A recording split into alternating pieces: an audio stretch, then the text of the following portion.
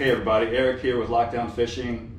I have some footage today of an absolutely epic catch that I had a while back. We've been wanting to put this video together for a while now.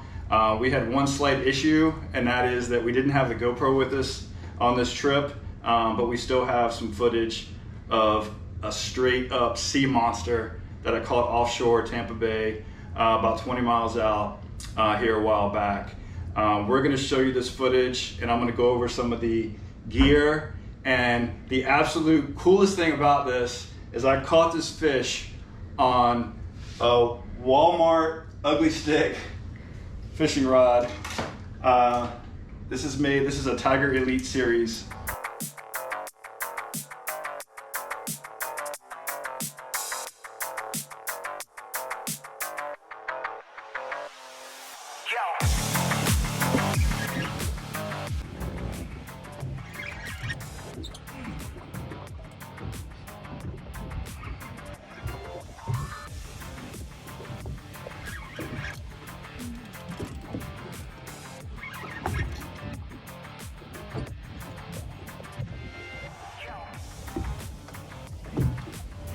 All right guys, so that fish was caught on a blue runner. Those of you that fish in Florida, anywhere really, in the Atlantic or Gulf of Mexico, you're probably familiar with blue runners. They're really awesome baits. They're very hardy.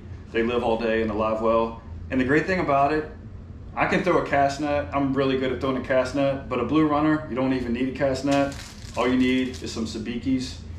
We started using these Ocean Cat sabikis. I buy these online in bulk. This is just the 50-pound mono, and I think it actually has 40-pound branch lines that runs to your hooks. And this is the 1/0 size. 7 hooks on there. Now, what's super cool about those sabikis, when they come out of the package, they're ready to go. A lot of the other sabikis that we've used before have like 10 hooks on them, and it kind of gets out of hand. But this one, when it comes out of the package with a 7-foot rod, you don't have to cut it in half. You can just simply tie it on, or actually it comes with a swivel on the end and then a swivel on this end for your sinker. We use typically either 1 or 2 ounce sinkers, and we just really just go out to these buoy markers, channel markers, any kind of structure in Florida, and you're gonna catch blue runners for bait. Little quick tip too, guys, on these sabikis, take some old, even if it's frozen shrimp or squid or the little artificial fish bites, and cut them up. Tip your hooks with those, and promise you will catch blue runners. Super easy to catch. Now, all right, so once you get your live bait, guys, we like to use, this is a pretty standard live bait rig for saltwater fishing. This is just what we call a stinger rig.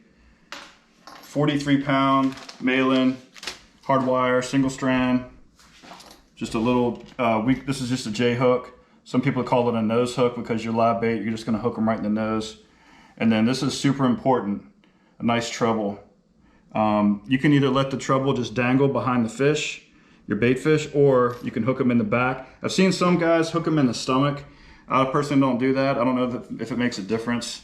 If you guys have any ideas on that, certainly let me know.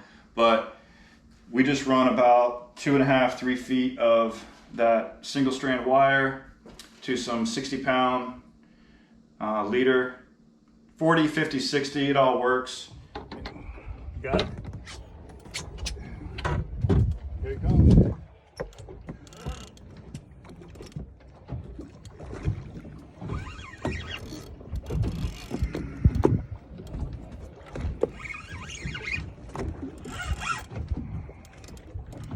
There he is.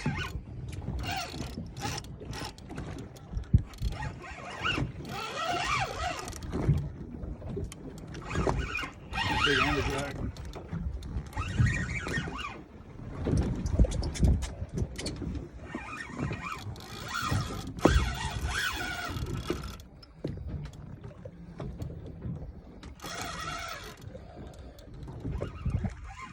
There he is right there.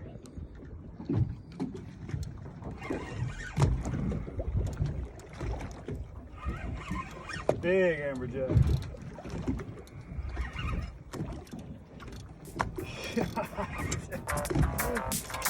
ready?